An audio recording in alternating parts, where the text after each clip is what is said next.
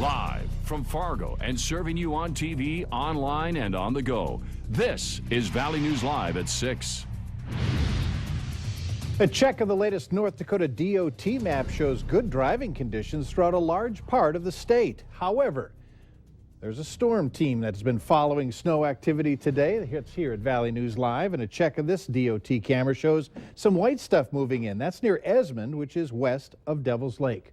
Good evening, everyone. Thanks so much for joining us tonight. The concern with all that snow and those warmer temperatures could mean some pretty hazardous driving conditions. Let's go to Hutch for the latest on that snow system. So, Hutch, how bad is it out there? Well, I'll tell you what, right now it's just getting started out in the central Dakotas and moving this way. So for now, things are okay. We do have some snow-covered roads reported on the DOT site that you saw there, but taking it slow should be good. The warming temperatures continue into the evening hours. The snow heaviest now in the central part of the Dakotas, and it is just pushing into the western region of the Devil's Lake Basin. Highway 2 is where we expect the best chance for accumulating snow, but in Fargo-Moorhead this evening, we will have a chance of some of that light snow mixing down to the ground. I don't think that will happen until we get into the 8 o'clock hour towards 9 o'clock. And look at those temperatures, you guys. They will continue to warm. I'll have details on how much snow will fall and where. We got more cold air to contend with, so our late winter cold snap continues. It does, but you know, that's how it is in February. Drive careful. Yeah, absolutely. All right, thanks, Hutch.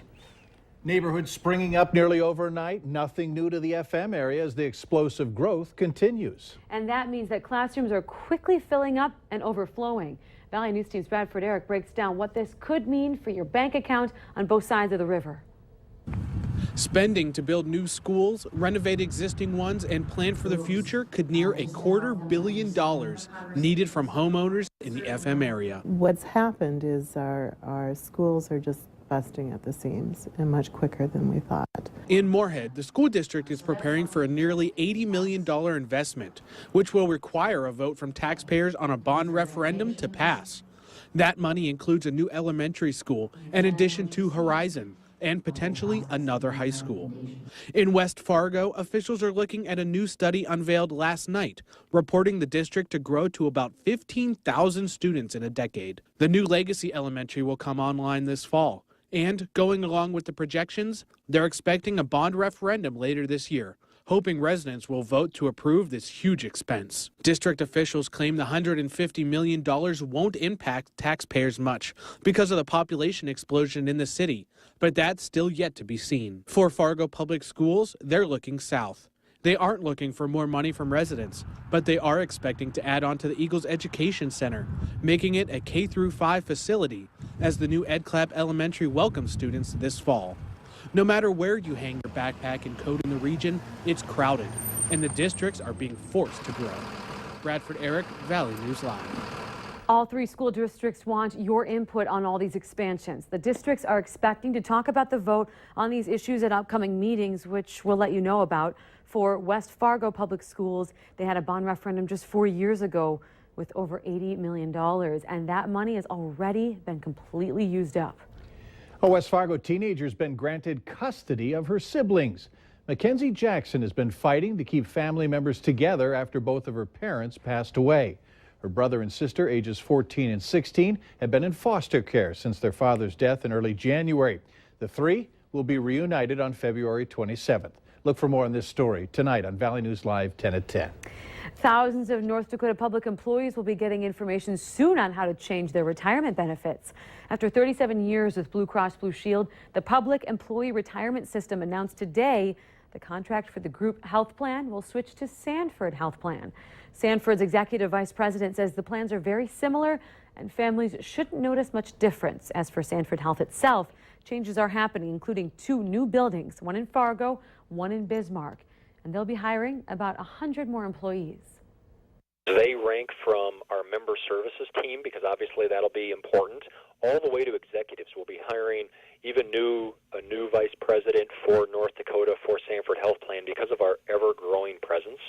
The health plan contract will take place in effect in July 1st of the year. Over the next several weeks, information will be sent to those who are impacted. Earlier this month, we were showing you pictures of smoke pouring from a house. The owner of that house is now facing arson charges. Clay County deputies arresting 51-year-old John Legge on Wednesday. He's being held in the Clay County Jail awaiting formal charges. Fire crews were called to the home in Sabin early February. Investigators say the home was up for sale and being remodeled. They later determined the fire was set on purpose. Tonight, we have a follow-up to a Thief River Falls whistleblower case that's turned into justice by social media. Thief River Falls prosecutor Al Rogala continues to be hammered by what the police chief calls the court of Facebook. And some people continue to claim Rogala has swept a criminal case under the rug because it involves a friend. Valley News Team's Neil Carlson shows us what's really happening. The state of Minnesota pulled Sally Mum's license to care for vulnerable adults at her home. Mum is also being investigated for possible mismanagement of money. Some folks continue to claim that prosecutor Al Rogala swept the case under the rug because Mum was a friend. Rogala says that's just not true. The case is under active investigation. The assistant county attorney, who has no relationship with Sally Mum, is currently investigating possible criminal activity and criminal charges. That matter is still under investigation. Unfortunately, we can't talk about the details of what we're investigating, but the fact of the matter is, it is under investigation. Now, I also spoke with the assistant county attorney who's investigating the Sally Mum case. He says so far they've spent around 700 hours on this complicated case that involves complex financial records. Plus, an outside prosecutor will be brought in to review the entire case. Also, to give it a level of objectivity, what we've done is we've contacted the Red Lake County attorney for further review to make sure that we're not missing anything. Despite all that, three men who operate a Facebook page called Thief River Falls Police Report continue to hammer Rogala. The men do not use their names, and the page has no connection to the actual Thief River Police Department. You know, we're trying to balance people's right to freedom of speech and, you know, against the rights of the accused. And it's a real juggling act, especially when people want to try people in the, what I call a court of Facebook.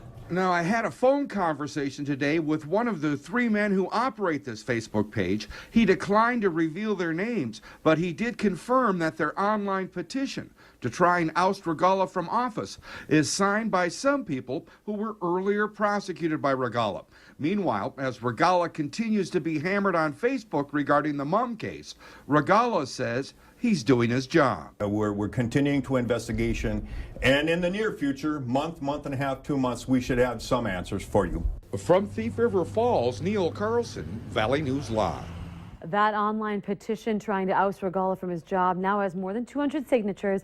The sponsor of the petition claims that he will reveal his name once the petition is filed. Now, we investigated this story after a call to our whistleblower hotline. If you need help uncovering anything in your community, call 701-237-6576 and leave your tip with us. It's illegal in North Dakota for businesses to discriminate against race, religion, age, or disability. Concerns have surfaced over employers, renters, and bankers discriminating against people based on their sexual orientation. North Dakota lawmakers want to add sexual orientation to the list. A group of advocates at MSUM want to see that happen, saying it looks bad that the state of North Dakota hasn't already made the move. It would really look bad. Like, I've always looked forward to same-sex marriage in North Dakota. I've always looked forward to being able to be myself in my home state. I feel like that's been really difficult, and I feel like it's culture shock going back because I feel like it's not the safest place to really be open about who I am and my identity. Those against stricter discrimination laws claim that only 5% of alleged cases are founded. The bill before North Dakota lawmakers barely passed the Senate. Many doubt it'll get through the House. Remember to like Valley News Live on Facebook. You can follow the latest news, weather, and breaking news updates anytime on your feed. Just search Valley News Live, like our page, and you'll stay informed throughout the entire day. Well, coming up later on Valley News Live at 6, North Dakota has plenty of job openings. The challenge is finding qualified workers. And the brutal cold air that we began our day with sliding off to the east as the warmth tries to push in. There will be snow. Hour-by-hour details of your forecast are next.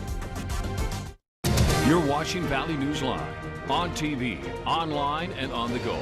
Always on, wherever you are, whenever you need to know. Valley News Live.